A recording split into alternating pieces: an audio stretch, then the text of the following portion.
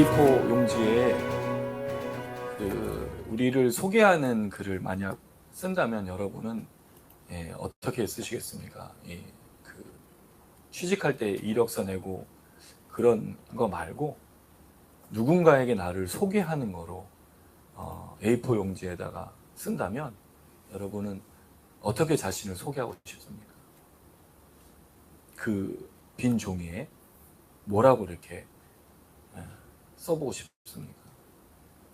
이게 나는이라는 거잖아요. 나는.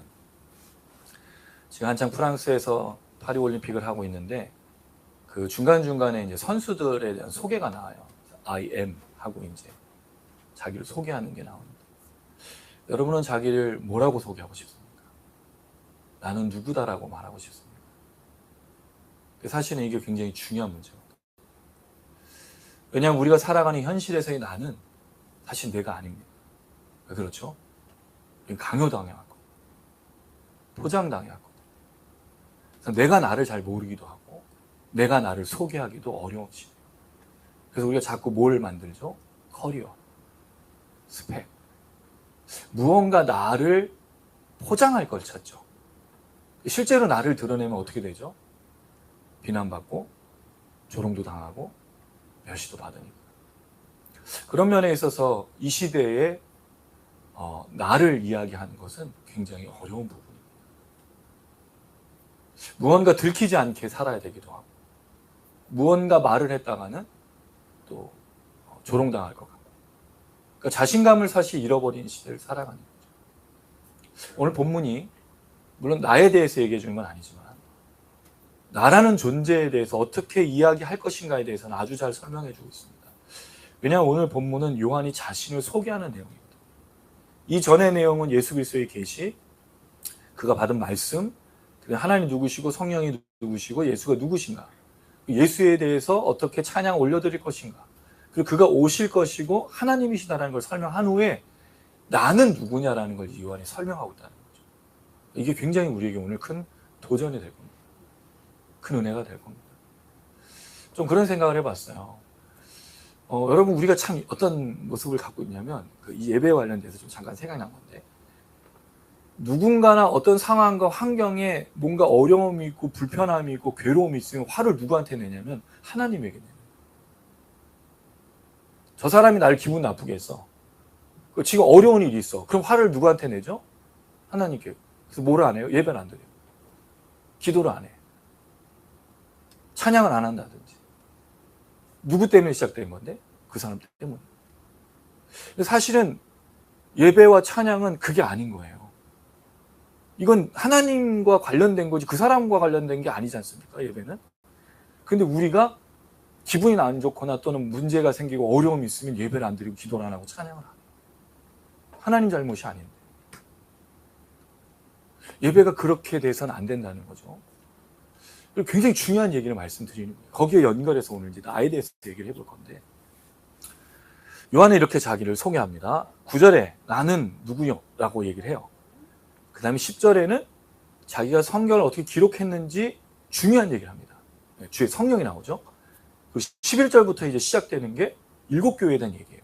그러면 이 구조를 보면 나와 7교회라는 것이 연결이 돼요. 그 사이에 뭐가 있죠? 성령이 있습니다. 이게 중요한 거예요. 나와 함께 연결된 게 성령이라는 게 굉장히 중요한 겁니다. 자, 9절부터 한번 좀 생각을 해보도록 하겠습니다. 먼저 9절 한번 읽어볼게요. 다시. 9절입니다. 시작. 나 요한은 너희 형제요 예수의 환난과 나라와 참음에 동참하는 자라 하나님의 말씀과 예수를 증언하였으므로 말미암아 반모라는 섬에 있었더니. 자, 먼저 에고. 여러분 에고 들어보셨죠? 이고. 그게 나잖아요. 나의 자. 에고, 나는 이란 뜻입니다. 나 요한은 자신의 이름을 설명하면서 얘기를 해요. 제일 첫 번째 나오는 게 뭐죠? 형제예요. 형제라는 말은 여러분 들어보셨을 거예요. 아델포스. 헬라어인데 들어본 적이 없으니까 아델포스라는 뜻인데 이게 아라는 게 A잖아요. 하나. 델튀스라는 단어하고 이게 합쳐진 거예요. 그래서 하나의 자궁에서 난 사람이란 뜻입니다. 형제라는 뜻이. 그게 혈육이잖아요. 그게 가족이죠. 그럼 세상에서 제일 소중한 사람이 누군 것 같습니까? 가족밖에 없습니다. 실제로는. 세상 그 누구도 가족같이 하고 형제같이 해도 가족을 능가할 수는 없더라고요. 혈육이 진짜 가족이죠. 왜냐하면 한 자궁에서 나온 사람이에요. 또 하나 이 형제라는 뜻은 뭘 갖고 있냐면 동일한 관심과 행동의 친밀함을 나타내는 의미다 라고 사전에는 설명하고 있어요. 동일한 관심 또는 친밀감. 이걸 다른 말로 하면은 동포. 우리 이제 동포라는 말 무슨 뜻인지 알죠? 형제 자매. 그럼 이 요한이 자신을 형제 자매 동포 혈육 한 배에서 난 사람 한 관심사를 가지고 있는 사람이라고 소개했다는 거죠. 자, 그럼 이것에 대한 구체적인 설명이 무엇이냐? 뒤에 이어지고 있어요. 한글 성경은 동참하는 자가 뒤로 갔지만 헬라어 원문은 나는 형제고 너의 형제고 그 다음에 동참하는 자가 먼저 나와요. 나는 형제고 동참하는 자라고 이렇게 되어 있는 거죠. 근데 설명이 나오고 우리는 동참하는 자가 뒤로 갔지만 동참하는 자가 나옵니다. 이 동참하다는 말은 함께 쉰이라고 하는 그 헬라어인데 쉰과 동반자라는 뜻이 합쳐져서 함께하는 사람, 파트너, 동반자. 그러니까 뭔가에 함께 어울리는 사람으로 이야기했다는 거죠. 이걸 다른 말로 하면 소속이에요, 소속. 나는 너희들과 함께 형제이기도 하지만 소속된 사람이라고 말하고 있죠. 나는 어디에 소속이 되어 있다라고 이야기하고 있는 것입니다. 자, 그랬을 때 이 동참하는 것이 무엇이냐? 그 설명이 첫 번째로 예수의 환난과 나라와 참음이에요. 다시 설명을 드리면 요한은 내가 형제입니다. 당신들의 이 편지를 받는 사람들의. 그리고 나는 동참하는 자. 당신들과 함께하는 사람인데 뭐에 함께하는 사람이냐? 여기에 중요한 단어 썼어요. 예수라는 거죠. 그럼 결국 이 요한은 무슨 형제라는 거죠? 예수의 형제. 예수를 믿는 사람들의 형제. 함께 예수를 믿는 공동체 속에 들어가 있는 소속되어 있는 사람입니다. 라고 말했다라는 거예요. 근데 여러분 이게 사실은 에베소서에 나온 표현이지 않습니까? 에베소서 1장 4절에서 5절 한번 보십시오, 여러분. 에베소서 1장 4절에서 5절을 보십시오. 이게 굉장히 중요해요. 에베소서 1장 4절에서 5절. 에베소서 1장 4절에서 5절. 예, 찾으셨나요? 예, 읽겠습니다. 시작. 곧 창세전에 그리스도 안에서 우리를 택하사 우리로 사랑 안에서 그 앞에 거룩하고 흠이 없게 하시려고 그 기쁘신 뜻대로 우리를 예정하사 예수 그리스도로 말미암아 자기 아들들이 되게 하셨으니 이게 예수의 형제란 말이에요. 예수의 동참자란 말이에요. 무슨 뜻이죠? 예수를 믿고 한 아들들이 되고 한 형제가 되고 구원받은 사람이다. 신앙이라고 설명하고 있다는 거죠. 그리고 이어지는 13절에 19절을 보면 전에 멀리 있던 무리가 예수의 피로 가까워졌다. 그러니 이방인과 유대인들이 한 형제가 된 걸 설명하는 내용이라는 거예요. 자, 그런데 여러분 이 서신이 무슨 서신이에요? 에베소서잖아. 그렇죠? 네. 그럼 7개 교회 중에 제일 먼저 등장하는 교회가 어디예요? 에베소 교회예요. 놀랍지 않습니까? 안 놀라. 우리는 별로 이런 거 안 놀라. 이런 거 찜이야 뭐. 성경이 널려 있는데 뭐 이거는 흔한 너무 밟히는 거. 요한이 이거를 알았는지 몰랐는지 모르겠지만 왜냐면 이 바울 서신이 먼저 쓰여졌으니까 요한은 나중에 쓰여진 책들이잖아요. 이거를 뭐 이해했을 수도 있고 들었을 수도 있는데 어쨌든 간에 형제와 동참하는 자를 뭐로 썼느냐? 예수를 믿는 사람이라는 걸 쓰고 있다는 거죠. 그리고 그게 전에 우리가 예수를 믿기 전에는 가까운 사람이었는데 함께 한 형제가 된 한 가족이 된 사람들이라고 말하는 거죠. 그러니까 여러분 우리가 이렇게 공동체로 예배드리는 거 아니에요? 우리가 예수가 아니면 어떻게 만날 수 있습니까? 예수가 아니면 어떻게 우리가 함께 살아갈 수 있습니까? 예수가 아니면 어떻게 우리가 같이 걸어갈 수 있겠냐는 거예요. 예수 때문이라는 거죠. 그래서 예배하는 거예요. 그렇게 주님을 바라보는 거예요. 이걸 설명하고 있는 거죠. 자, 그리고 나서 예수라는 큰 주제 속에 첫 번째로 등장하는 게 환난입니다. 이건 뜰립시스라는 단어인데요. 환난, 고통, 고난, 괴로움, 번민, 압박, 누름, 갈등 등 다양한 고통과 관련되어 있어요. 근데 대부분 이 그 신약 성경에는 이 뜰립시스라는 단어 환난으로 나옵니다. 환난. 그런데 이게 고통으로 인한 거잖아요. 자, 그럼 이걸 다른 말로 생각해 볼게요. 예수의 환난은 예수의가 우리는 소유격, 물론 오브라는 전치사처럼 소유격으로 되어 있는데 그게 아니고 n이라고 하는 전치사로 되어 있어요. 이 n이라는 전치사는 여러 가지 의미가 있는데 그 중에 좀 대표적인 게 하나는 뭐뭐 안에라는 뜻입니다. 또 하나는 뭐뭐으로 무엇 때문에라고 번역할 수 있어요. 그럼 예수의 환난은 예수 안에 있는 환난도 되고 예수 때문에 일어난 환난도 되는 거죠. 근데 의미를 따지고 보면 무슨 환난이 되겠습니까? 예수 때문에 일어난 환난으로 볼 수 있겠죠. 제가 잘 설명하고 있나요, 여러분? 네, 예수 때문에 일어난 환난으로 볼 수 있다는 거예요. 그러면 요한은 무슨 형제고 뭐에 동참하는 사람이라고요? 예수 때문에 일어난 환난에 동참하고 있다는 거예요. 근데 그게 구체적으로는 사실 나오지는 않고 여러분 9절 마지막 부분에 보면 뭐라고 되어 있냐면 반모라는 섬에 있었다라고 돼요. 펜모스라고 말하는 반모섬인데 이게 에게에서 건너편에 있는 큰 섬입니다. 이 요한이 있었던 이 섬이 유배지냐 뭐 감옥이냐 아니면 그냥 또 어떤 사람 여행 갔다라는 얘기도 있어요. 왜냐하면 사실 이 섬이 정확한 유배지로 보기는 역사적인 근거가 없다라는 거예요. 그런데 이 내용을 보면 좀 생각이 됩니다. 하나님 말씀과 예수를 증언하였음으로 말미암아. 그러니까 결국 하나님의 말씀 예수를 증거하는 것 때문에 반모섬에 있었다는 말은 마치 갇힌 것처럼 생각이 든단 말이죠. 재밌는 건 NASB, ESB, NJB 영어 성경은 was라고 됐어요. was on the island라고 되어 있거든요. 그냥 섬에 있었던 거예요. 근데 한글 번역들은요. 오늘 우리 개역개정 표현해서 공동 번역 갇혀 있었습니다. 새 번역 갇혀 있게 되었습니다. 현대어 갇히는 몸이 되었습니다. 한글 성경은 다 갇힌 걸로 번역을 했고 영어 성경은 그냥 있었다라고 되어 있는데 그냥 원문도 있었던 거예요. 근데 앞에 내용을 보면 예수로 인한 예수 때문에 일어난 환난 때문에 이 반모섬에 갇혀 있었던 것으로 보는 게 좋겠다는 거죠. 뭔지는 정확히 모르겠지만 예수의 환난은 예수 때문에 일어난 환난 가운데 자기가 형제로서 있고 동참하고 있다는 걸 말하는 거예요. 여러분 이게 왜 중요할까요? 이 글을 읽고 있는 사람들이 어떤 사람들이죠? 예수 때문에 환난을 겪고 있는 사람들이잖아요. 근데 요한이 반모섬에 휴양지를 갔어. 막 거기서 차 한 잔, 커피 한 잔 먹으면서 편지를 써. 우리 형제들이여, 잘 지내시고 예수를 끝까지 견디시기 바랍니다라고 쓴 게 아니라는 거죠. 그도 함께 갇혀서 이 고난에 동참하는 자로서 이 편지를 쓰고 있다는 걸 설명하고 있는 거예요. 여러분 이게 왜 중요하죠? 당시의 성도들에게 자신들과 공감해 주는 사람들이 필요했을까요? 필요하지 않았을까요? 필요했기 때문이죠. 그리고 이걸 쓴 사람이 자기는 아무 고통이 없어. 나는 너무 여유있고 자유롭게 살아. 자유야. 행복해. 근데 당신들은 고통을 잘 견디십시오. 이렇게 쓰는 게 아니라는 거죠.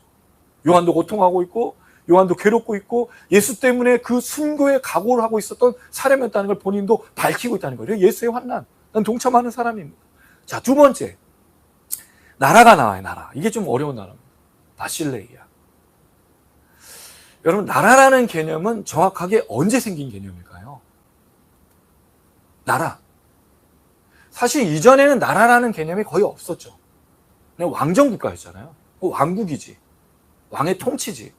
나라라고 말하는 거는 민주주의나 이런 계몽주의나 이런 시민들 사회로부터 시작된 게 나라지 않습니까? 주권, 국민 뭐 이런 걸 강조하는. 그럼 이 당시에 사실 바실레이아는 나라로 보기는 어려운 거예요. 왜냐면 왕정국가잖아. 시민들에게 자유권이 주어진 데가 아니잖아요. 물론 로마 시민주의가 민주주의를 포방하고 있긴 하지만 그들도 로마 황제를 신처럼 여기는 권력에 따라서 사는 사람들이니까. 지금 우리가 말하는 나라라는 개념하고는 좀 다르다는 거죠. 그래서 이게 바실레아를 어떻게 번역하느냐? 마태복음에는 사실은 하나님의 나라라고 했는데 하나님 왕국인 거예요. 하늘나라로 다 번역했어요. 마태복음은 천국이라는 말로 이제 쓰고 있죠. 근데 이제 누가복음 같은 경우는 하나님의 나라라고 표현했고. 사실 이 나라라는 개념을 정확하게 나라라고 쓰기는 좀 어려운 거예요. 자, 이건 좀 넘어가도록 할게요. 자, 그 다음 말로 한번 보겠습니다. 참음이라는 단어가 나옵니다. 참음이라는 단어는 사실 환난과 연결이 된 단어죠. 참음이라는 것이 무슨 뜻일까요, 여러분? 오래 참고 견디고 인내하고 또 중요한 단어 의미가 뭐냐? 확고하다는 뜻이에요. 변하지 않는 거. 최근에 어떤 다이빙 하는 사람들의 영상을 본 적이 있어요. 어떤 사람이 프리다이빙을 하는데 그 시간을 재가지고 누가 제일 오래 참는가 하는 걸 보는데 좀 잘 못 참는 사람들은 막 움직여. 버틸라고. 근데 정말 오래 참는 사람은 가만히 있어요. 확고한 거죠. 여러분 우리가 뭔가를 잘 이뤄내려면 변동이 없다는 말은 움직이지 않는 거잖아요. 무언가 처음부터 시작해서 끝까지 갈 때 고수가 되는 게 뭐죠? 변하지 않는 거예요. 불변하는 거예요. 이거 했다가 저거 했다가 하는 게 아니라는 거죠. 끝까지 하는 거죠. 그러다 거기에 대가를 이루는 게 사실은 고수인 거잖아요. 마치 그런 것처럼 확고함이 또는 불변함이 참음이라는 뜻이에요. 그냥 견디는 게 아니에요. 그냥 인내하는 게 이를 악문다는 뜻이 아닙니다. 요동함이 없는 거예요. 그럼 뭐에 요동함이 없는 거죠? 예수로 인해서 확고하게 되었다는 거죠. 자, 그럼 여러분 여기서 보면 의미를 잘 생각해 보세요. 환난은 원인이에요. 그럼 원인이 발생했을 때 어떻게 반응하느냐가 뭐죠? 참음이잖아. 이해가 되겠습니까, 여러분? 원인은 환난이에요. 근데 그걸 견디는 게 뭐죠? 참음이라는 거죠. 자, 그런데 여기 사이에 뭐가 있어요? 나라가 있다는 거죠. 그래서 나라라고 번역하는 것보다 뭐로 번역하는 게 좋냐면 통치 또는 주권, 왕권 또는 레얼름이라고 말하는 영역. 왜 그렇죠? 예수의 통치니까. 다시 말하면 요한이 뭐라고 설명하고 있냐면 예수 때문에 환난을 겪고 있는데 예수의 통치로 말미암아서 참을 수 있다라고 설명하고 있다는 거예요. 그래서 이 단어는 화살표로 표현해 보면 예수의 통치로 참고 예수의 통치로 예수의 환난을 견딜 수 있다라고 말하는 요한의 의도인 거죠. 이건 나중에 제가 주중에 묵상할 때 다시 말씀을 좀 정리해서 드리도록 할게요. 그래서 요한이 뭐라고 얘기하냐면 나는 예수로 인한 환난에 동참하는 자고 예수의 통치를 받는 사람이고 예수 때문에 참는 사람이라고 이야기하고 있다는 거예요. 사실 나라라는 개념은 예수님에겐 맞지 않아요. 왜냐하면 예수의 나라는 없거든요. 예수님 나라를 세우기 위해서 이 땅에 오신 적이 없어요. 대신 예수는 뭘 하기 위해서 오셨죠? 통치하시기 위해서 오셨죠. 그렇죠. 자유케 하고 자신의 사람을 만들기 위해서 오셨죠. 그게 정확하게 나라라는 개념입니다. 그랬을 때 요한이 나는 예수의 환난과 예수의 통치와 예수의 참음에 동참하는 사람입니다라고 말하고 있다는 거죠. 왜죠? 당대의 성도들에게 당신들로 예수로 인한 환난 가운데 있으면 예수로 인해서 참고 견디실 때 예수가 통치하고 있음을 잊지 마십시오라고 분명하게 말하고 있다는 거죠. 이걸 위해서 요한이 참으라고 말합니다. 주중에 제가 또 묵상 가운데 도표를 하나 드릴 거예요. 성영목 교수님이라는 분이 요한계시록 주석에서 만든 도표인데 환난, 나라, 참음을 저와 비슷한 생각으로 써놓으셨어요. 그래서 환난을 7개 교회, 에베소 교회부터 라우디가 교회까지 환난을 뭐로 설명했는지를 표로 만들었고 나라, 통치하시는 분을 뭐로 설명했는지를 표로 만들었는데 2장 1절에 보면 거니시는 그리스도, 2장 8절 죽음을 다스리시는 그리스도, 2장 12절 양날선 칼로서 다스리시는 그리스도, 2장 27절 철장으로 다스리시는 그리스도, 3장 1절 7영을 통해 다스리시는 그리스도, 3장 7절 다윗의 열쇠로 다스리시는 그리스도, 3장 21절 교회가 그리스도와 함께 다스린다라고 7개 교회의 환난 가운데 그리스도의 통치와 다스림을 설명하고 있는 내용으로 이걸 보고 있다는 거죠. 그래서 저는 이게 중요하다는 생각이 듭니다. 그 다음 참음은 이제 2장 2절부터 또 이렇게 7가지로 설명을 하고 있는데 그걸 요한이 말하고 있는 나라는 예수의 통치로 볼 수 있고 그 통치를 통해서 견디고 예수의 환난을 견딜 수 있다는 걸 설명하는 것이 맞는 것으로 보입니다. 자, 그리고 나서 그는 이렇게 설명합니다. 반모섬에 갇혔는데 그 갇힌 이유가 무엇이냐? 하나님의 말씀과 예수를 증언하였으므로라고 되어 있습니다. 증언하였으므로 말미암아. 근데 여러분 정확하게는 이 단어가 1장 2절과 같은 거예요. 1장 2절 한번 읽어볼까요? 1장 2절 시작. 요한은 하나님의 말씀과 예수 그리스도의 증거 곧 자기가 본 것을 다 증언하였느니라. 사실은 이 표현이 똑같아요. 그러니까 지금 9절에 말하는 예수를 증언하였으므로라는 말은 없습니다. 예수의 증거예요. 예수의 증거. 근데 말미암아라는 디아라고 하는 전치사가 뭐 때문에라고 되어 있는데 다시 말하면 2절처럼 하나님의 말씀과 예수의 증거 때문에 반모섬에 갇혔다라는 거죠. 근데 이게 무슨 말인지 우리는 알 수 있어요. 이걸 보면 요한은 자신에 대해서 이렇게 설명했습니다. 첫 번째 뭐라고 설명했죠? 형제요. 두 번째 동참하는 자. 뭐해? 예수의 환난, 예수의 통치, 예수 때문에 참는, 그리고 하나님의 말씀과 예수를 증거하는 것 때문에 갇혔다라고 되어 있어요. 이 요한이 자신을 소개하는 겁니다. 우리는 누굽니까, 여러분? 여기 이 요한이 말하고 있는 이 소개와 우리는 얼마나 간격이 가깝습니까?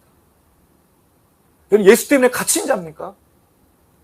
예수 때문에 환난을 겪고 있고 예수의 통치를 받고 있고 예수로 인해서 참고 계십니까? 형제입니까? 이 모든 일에 동참하는 자입니까? 하나님 말씀과 예수 그리스도를 증거하는 자입니까? 저는 이게 굉장히 중요하다 생각이 듭니다.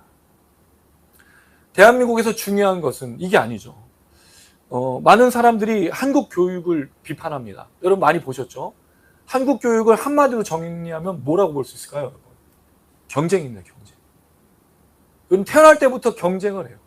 심지어 유치원 아이들도 경쟁해서 어느 유치원을 들어가야 어떤 삶을 살 것이라.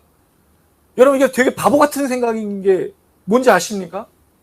이걸 주관하는 분이 하나님이 아닌 거예요. 이걸 주관하는 분은 누구죠?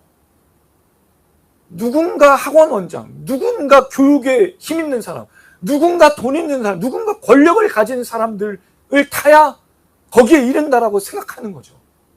이걸 잘 보여주는 게 뭘까요? 당시의 성도들입니다. 당시의 성도들 중에 성도들이 살아갔던 삶의 권력자, 경제를 주무르고 있고 군대를 움직이는 사람이 누구였습니까? 로마 황제, 귀족들, 군대 장관들, 그 다음에 유대인들, 경제를 움직이는 사람들이었죠. 그럼 잘 먹고 잘 살려면 뭐를 시작해야 되는 거예요? 경쟁 속에 타협하든지 하나님을 부정하든지 예수를 따르지 않아야 된다는 거죠. 그래서 요한이 뭐라고 말하고 있다고요? 나는 그렇지 않다. 나는 형제입니다. 난 예수의 환난에 동참하고 그 고난에 그 통치를 따르는 사람. 나의 주는 하나님밖에 없고 나의 주는 예수님밖에 없다고 말하는, 그래서 복음을 증거하는 삶으로 살겠습니다라고 말하는 요한이었다는 거죠. 이걸 이 시대에 접목을 한다면 여러분, 과연 이 경쟁의 사회 속에서 그리스도인들은 어떤 역할을 할 수 있겠습니까? 여러분 우리가 어떤 삶을 살 수 있겠습니까? 이게 적용이잖아요. 이 경쟁하는 사회 속에서 뭘 우리가 할 수 있겠습니까? 대안학교가 많이 생겼습니다. 그 대안학교들이 되게 잘 설립 취지가 굉장히 좋고 선생님도 훌륭하고 다 그래요. 근데 뭐가 문제죠? 학비가 경쟁력에 또 경쟁을 해야 돼요. 그럼 그 학교를 나오면 어디를 가죠? 갈 데가 없어요. 그리고 그 학교를 나오는 이유가 뭐죠? 더 좋은 대학 가기. 그럼 대안학교가 아니잖아요, 이거. 한국 교육을 어떻게 바꿀 수 있는가? 참 바꾸기 어렵습니다. 근데 많은 책들이 나오고 있어요. 제가 좀 관심 있게 요새 좀 교육에 좀 관심이 있어서 보고 있는데, 경쟁을 없앨 수 있냐는 거예요. 그럼 질문 한번 드려볼게요. 한국 사회 경쟁을 없앨 수 있을까요? 경쟁을 없애지 않으면 반복되는 겁니다. 교육을 없애요. 우리가 무슨 교육이야. 대학을 힘들게 들어갔어.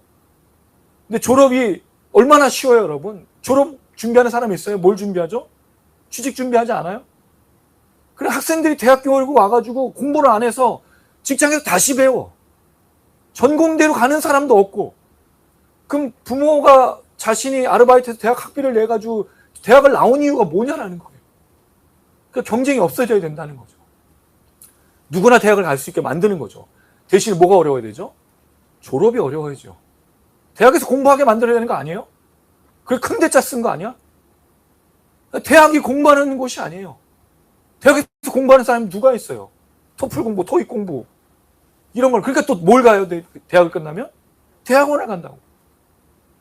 왜 이렇게 됐죠? 경쟁입니다.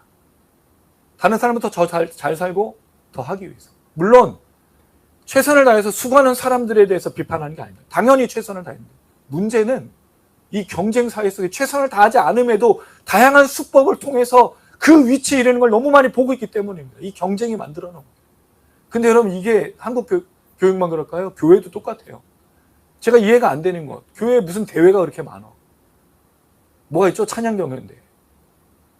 무슨 성경고사 대회. 이거 왜 해요? 그것도 뭐예요? 경쟁이야. 심지어 성경고사 대회를 하려면 뭐를 해야 돼요? 합숙을 해.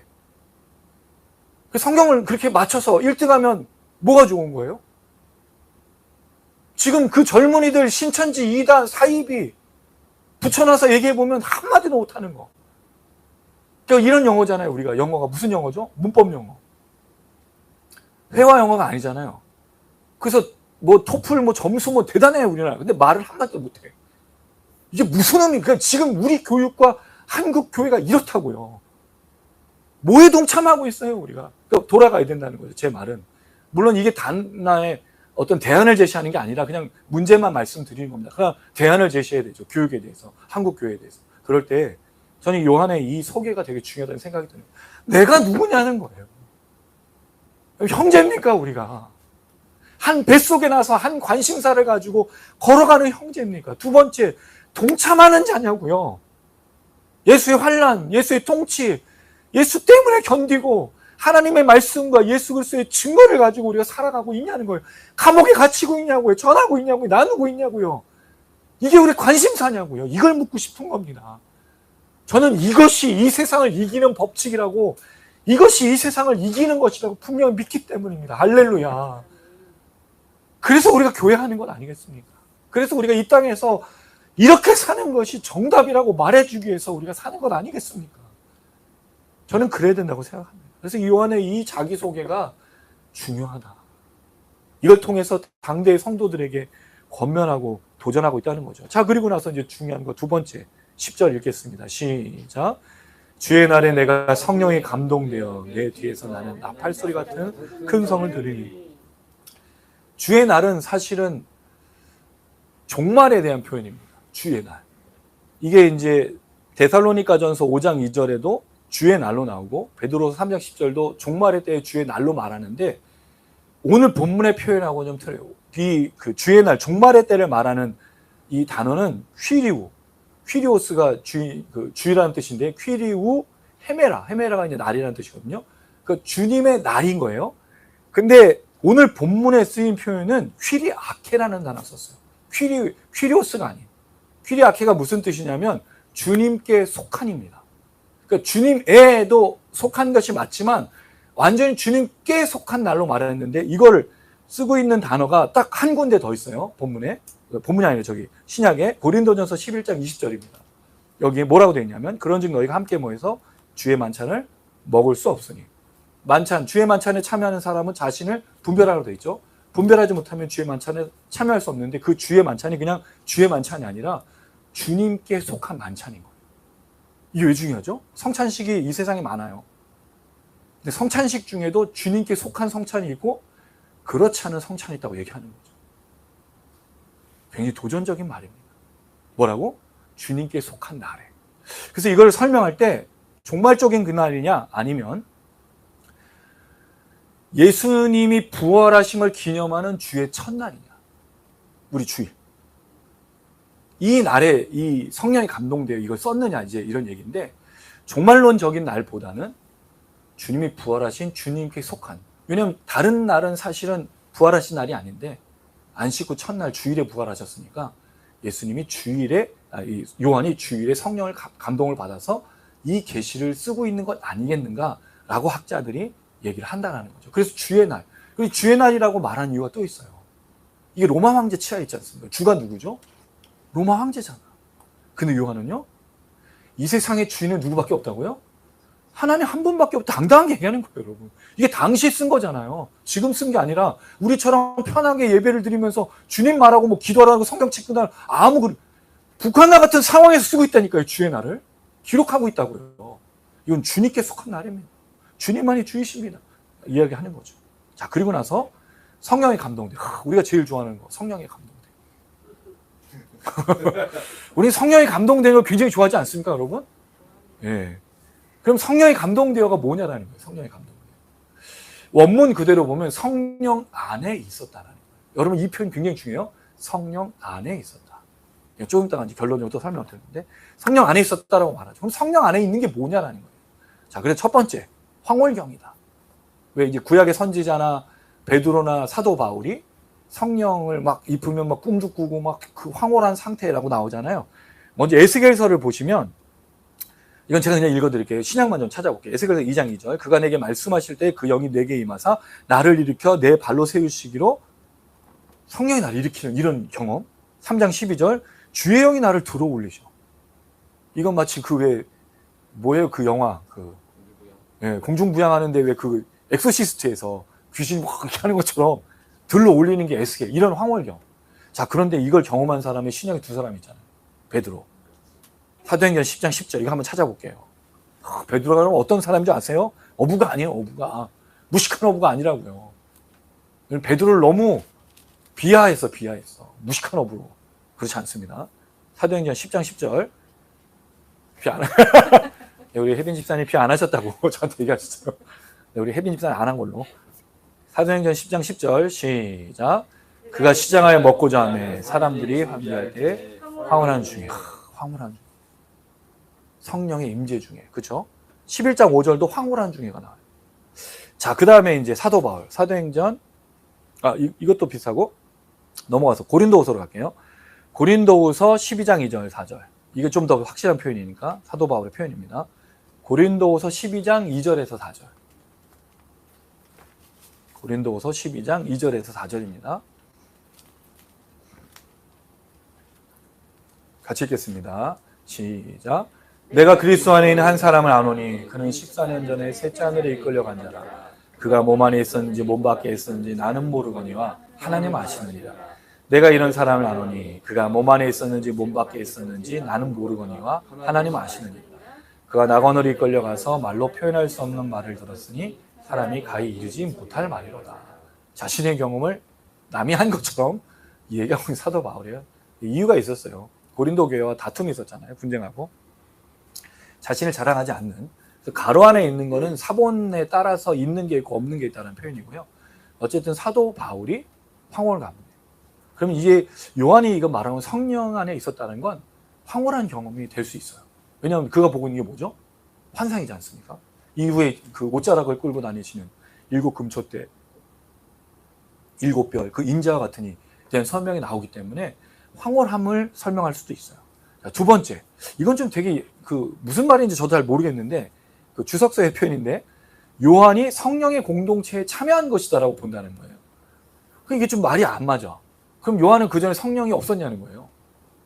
이것 때문에 성령의 공동체에 들어왔냐는 게 무슨 말인지 정확하게 이걸 다 주석들이 써놨는데 무슨 말인지 저도 잘 모르겠어요. 일단 이런 표현이 있고 마지막으로 성령의 지배를 받은 것이다. 왜냐면 이게 성령이 충만한 건 성령의 지배와 통치를 말하죠. 그래서 성령이 감동되었단 말은 성령이 그 사람을 쓰실 때 그의 언어, 그의 생각, 사고를 모아서 움직이시는 성령의 통치할. 이걸 왜 쓰고 있냐면 그가 자신의 기록으로 쓰고 있는 게 아니라 성령이 분명히 자신을 사용하셨다라고 말하는 그런 표현을 볼 수 있겠다. 황홀함도 맞고 성령의 지배도 맞다라고 저는 좀 생각이 듭니다. 어떻든 간에 그가 성령의 감동이 되어서 이 글을 쓰고 있는데 무슨 소리가 들립니까? 뒤에서 나팔 소리가 들려요. 나팔 소리는 주로 하나님의 임재를 상징하는 소리예요. 여러분 그 히브리 사람 유대인들의 나팔 소리 들어보신 적 있으세요? 큰 나팔, 작은 나팔 다 있어요. 근데 주로 이게 전쟁의 승리나 또는 슬픔을 표현할 때, 근데 주로 승전가를 울릴 때 소리가 엄청 컸을 거 아니에요. 모든 사람이 들었으니까. 시끄러웠을 거란 말입니다. 근데 요한은 이거를 뭐라고 또 표현하고 있냐. 뒤에 보면 15절. 1장 15절 한번 보세요. 요한계시록. 15절에 이 책도 있었어요. 많은 물소리. 찬양집 중에. 기억나시죠, 여러분? 또 우르르라는 찬양집도 있었어. 우르르 몰려오는 우르르. 그 사람들 막 움직여서 막 하는 그 우르르를 그 의성어잖아요. 이거를 표현해서. 많은 물소리라고 표현해요. 그 나팔 소리, 많은 물소리인데 그럼 이게 시끄러운 소리였냐? 아니면 두려운 소리였냐? 왜냐하면 하나님 임재가 두렵고 무서운 소리가 될 수 있잖아요. 근데 제가 볼 때는 이 나팔 소리는 결코 두렵고 무서운 소리가 아니었을 거란 말이죠. 그리고 인자 같은 이 예수가 요한에게 야! 받아 적어 이 자식아! 왜 벌벌 떨고 있어 이놈아! 이렇게 쓰지 않고 요한아 7교회 교회에 이렇게 편지하렴. 단모섬에 갇힌 요한에게 얼마나 큰 위로가 됐을까. 나팔 소리고 많은 물소리. 사실 여러분 폭포수가 떨어지는 그 소리가 얼마나 시끄럽습니까? 근데 그 소리가 무서운 소리가 아니에요. 하나님의 임재의 소리였다라는 거예요. 이게 얼마나 멋진 표현이에요. 왜 우리 삶에는 이런 소리가 안 들릴까? 왜 우리 삶에는 나팔 소리, 많은 물소리가 아닌 시끄럽고 두렵고 무서운 소리가 들릴까? 성령이 감동돼야 돼요. 그래서 여러분. 성령이 우리를 지배하셔야 돼요. 그 황홀한 가운데 들어가야 돼요. 그래야지만 들리는 소리거든요. 그렇지 않으니 그 소리가 두렵고 무섭고 걱정되고 염려가 되고 그래서 예배해야 된다. 그래서 기도해야 된다. 그래서 말씀을 읽어야 된다.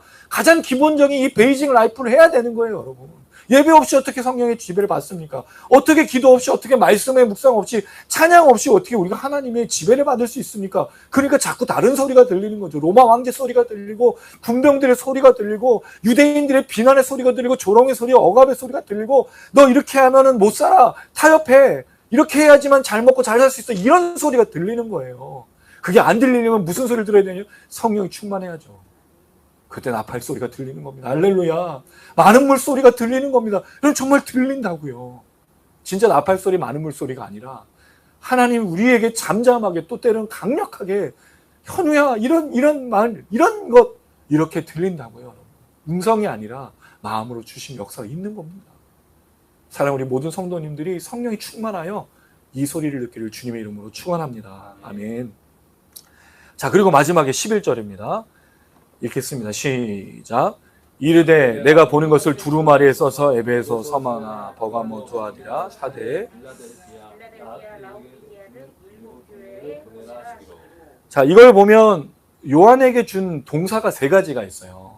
한글은 이게 좀 구분이 안 되잖아요. 뭐가 동사고 뭐가 동사가 아닌지 모르는데 성경은 분명하게 이야기하고 있습니다. 첫 번째, 나 요한의 형제라고 말한 다음에 10절에 감동되었다.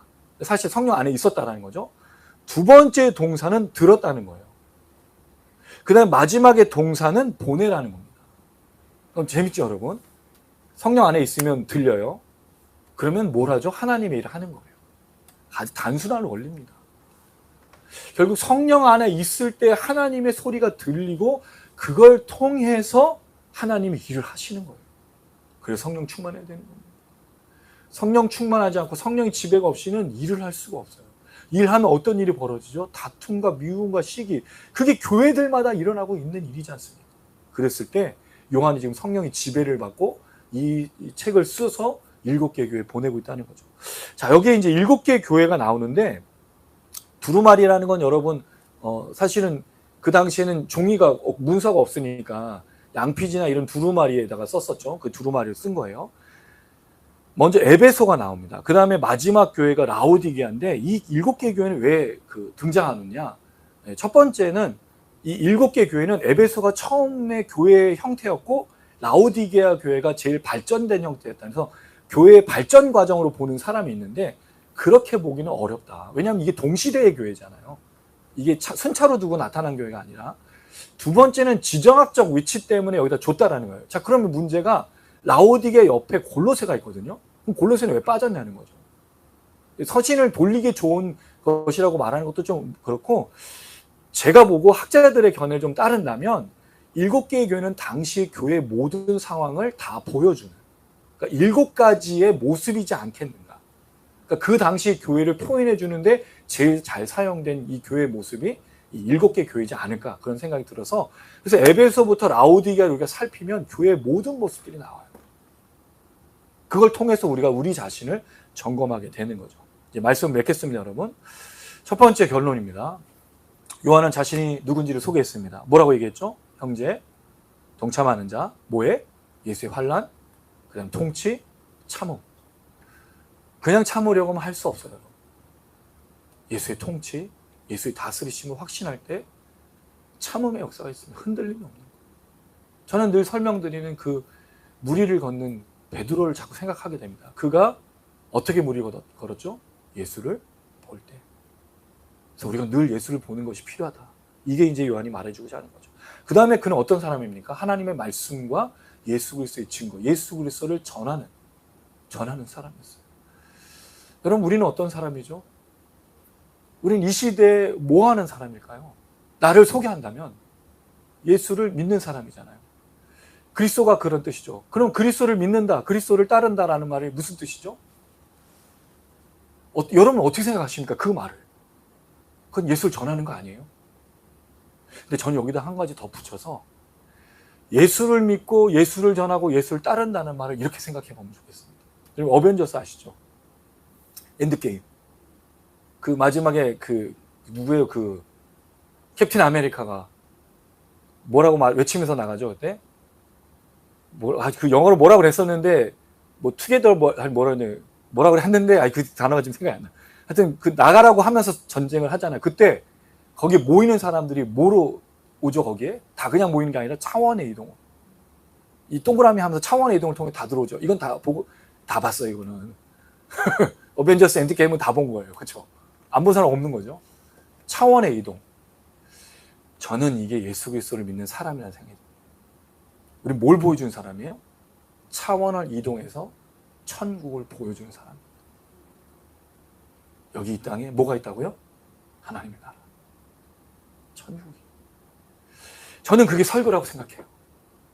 이 설교가 뭐죠? 하나님의 임재, 이 설교를 천국을 끌어오는 거예요. 설교가. 보여주는 거죠. 사람들이 황홀한 가운데. 하나님을 설명하고 예수를 설명하고 말씀을 설명할 때 사람들이 뭘 경험하는 거죠? 천국을 경험하는 거. 할렐루야. 여러분 기도해 주세요. 제가 하는 게 아니라 성경이 하는 겁니다. 성경이. 설교가 하나님의 그 높은 차원을 끌고 오는 거. 또 뭐가 끌고 올 수 있어요? 찬양이. 우리가 찬양을 부를 때 사람들이 뭘 경험합니까? 하나님의 나라를. 그래서 우리 교회가 중요해요, 여러분. 왜? 우리는 무슨 교회죠? 설교하는 교회, 말씀 전하는 교회, 찬양하는 교회잖아. 이런 교회가 없어요. 이런 교회가. 우리 그렇게 부르심 받은 거예요. 믿으시나요? 안 믿으면 어떻게 이거? 믿어야 돼요. 우리 같이 가야 돼요, 여러분. 그래서 부르신 거예요. 뭘 경험케 하려고 사람들에게? 하나님의 나라와 하나님의 역사와 하나님의 그 놀라우신 걸 끌어와서 차원을 열어서 보여주는 거. 그들의 눈을 뜨게 하는 거, 자유케 하는 거, 회복케 하는 거. 그게 이 교회인 겁니다. 우리 교회인 겁니다. 우리의 찬양인 겁니다. 우리의 말씀인 겁니다. 그래서 기도해 주셔야 돼요, 여러분. 이 설교, 이 말씀, 이 찬양. 그래서 사람들이 예배 가운데 하나님의 임재, 그 거룩한 임재, 위대하신 임재, 놀라우신 하나님을 경험할 수 있도록. 우리가 찬양을 부를 때, 우리가 말씀을 전할 때 사람들의 마음이 풀려지고 묶였던 것들이 풀려지고 그들에게 자유가 있고 눈먼 자가 보게 되고 저는 자가 일어나게 되는 그 역사. 할렐루야. 그런 교회 되기를 주님의 이름으로 축원합니다. 그런 축복 받았으면 좋겠고 사용받았으면 좋겠습니다. 이 일을 위해서 우리가 걸어가야 되지 않겠습니까? 정말 많은 사람들이 묶여있고 죽어가고 쓰러지고 있는데 우리 전하는 말씀을 통해 그들이 보는 거죠. 그 차원을. 끌려 들어오는 거. 저는 그래서 이게 요한이 왜 성령이 감동되어 이런 나라를 보게 됐을까? 이걸 끌어온 거잖아요. 쫙 빨아들여서. 그래서 우리 찬양을 부르는데 하나님 나라가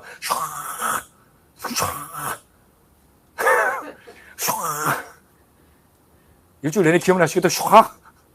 이게 너무 중요하지 않습니까, 여러분? 그게 우리의 사역이라고. 그렇게 그는 자신을 소개합니다.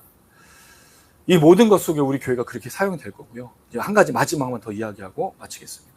이건 제가 헬라어를 하나 읽어드릴게요. 중요한 표현이기 때문입니다. 9절은요.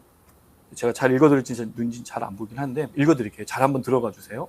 에고, 이오아네스, 호 아델포스, 휘몬, 카이, 쉰 코이노노스, 엔, 테 플립세이, 카이, 바실레이아, 카이, 휘포모네, 엔, 예수, 엔, 이예수, 엔, 뭐뭐 안에.